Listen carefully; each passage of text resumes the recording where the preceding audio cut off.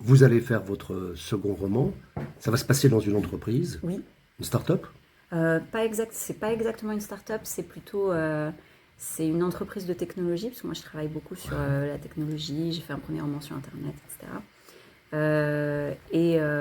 Mais là justement, c'est une PME qui fait de l'informatique, mais qui est un peu dans une relation conflictuelle avec l'idée de ce que c'est qu'une start-up. Parce que ils se sentent un petit peu un- enfin, parce que parmi toutes les choses qu'on fait dans une entreprise, si on façonne des espèces de mythologies comme ça, une espèce d'histoire de comment est-ce que l'entreprise s'est créée, qu'est-ce que c'est le fil directeur de l'idée, etc., etc. Et donc leur récit à eux, c'est de dire on est un peu les petits Français contre les États-Unis, contre le gros capital d'investissement, etc., etc., et que contre l'idée de la start-up qui vit que par des investissements et pas vraiment par des ventes, par exemple.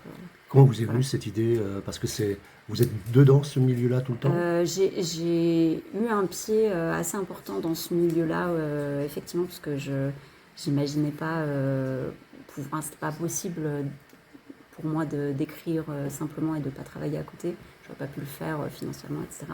Donc j'ai passé 10 ans à travailler, oui, dans des milieux on va dire, d'informatique et des startups au sens large. Enfin, là, Ce j'ai sera fait forcément critique. différentes expériences. Ce sera forcément critique. Oui, mais c'est difficile de faire un livre sur ça sans être critique. Et puis je pense que dans le monde tel qu'il est actuellement, c'est difficile de pas avoir un œil critique un petit peu sur ce que cette informatisation de la vie de la vie du travail, de la vie professionnelle, hein, parce que c'est vraiment ça le sujet, nous apporte en termes de comment est-ce que les gens réfléchissent à ce qu'ils font, qu'est-ce qu'ils se retrouvent forcés de faire au quotidien aussi, etc. Euh, Et vous avez déjà un titre?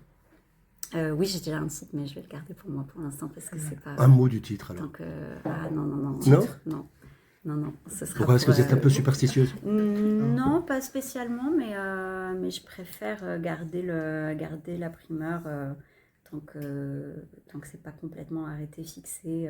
Disons que j'ai un titre où je suis 80% sûre que ce sera le titre pour l'instant, tant que c'est pas 100%, je, je préfère le garder pour moi. Voilà. C'est un peu une expérience différente aussi. Ça fait ça la résidence. Je rembraye par rapport à ce qu'on disait tout à l'heure.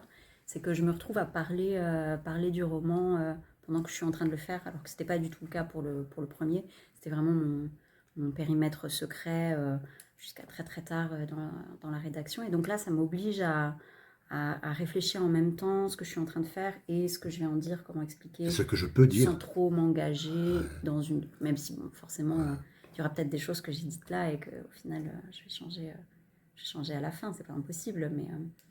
Mais oui, donc c'est une expérience un petit peu différente de conversation autour de ce que je suis en train de faire aussi.